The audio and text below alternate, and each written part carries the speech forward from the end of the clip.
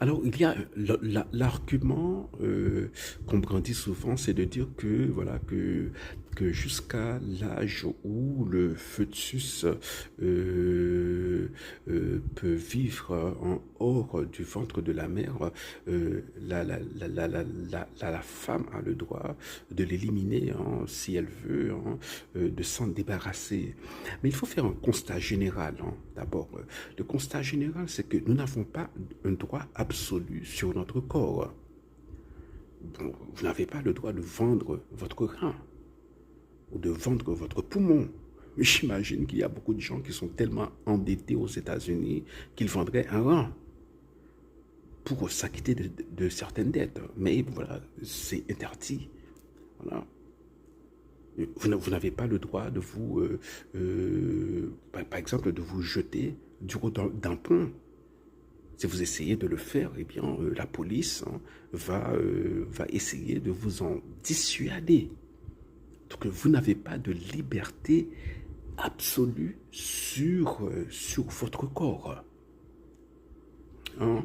Donc, à partir de là, voilà, on comprend pourquoi est-ce qu'on peut dire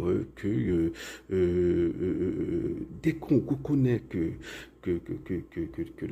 l'être qui est dans le ventre de la femme, hein, voilà, cet être-là, si nous pensons que la vie vaut la peine d'être vécue, eh bien, il faut donner à cet être-là la chance de vivre, de devenir un enfant, de devenir un adulte, de développer des talents.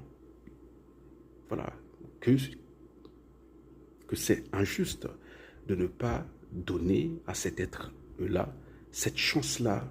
Donc, dans ce de-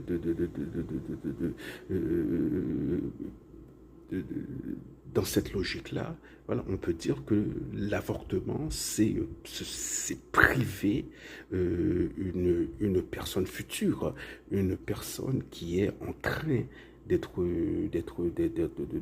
dont le corps est en train d'être formé, de priver cette personne de la possibilité d'avoir une vie, hein, parce que voilà, nous vivons et nous sommes attachés à la vie, donc lorsque nous lorsque on commet hein, cet acte d'avortement, eh bien, une fois pour toutes, on prive cette future personne, alors cette personne qui sera un adulte, un enfant et puis un adulte, on le prive d'une possibilité d'avoir une vie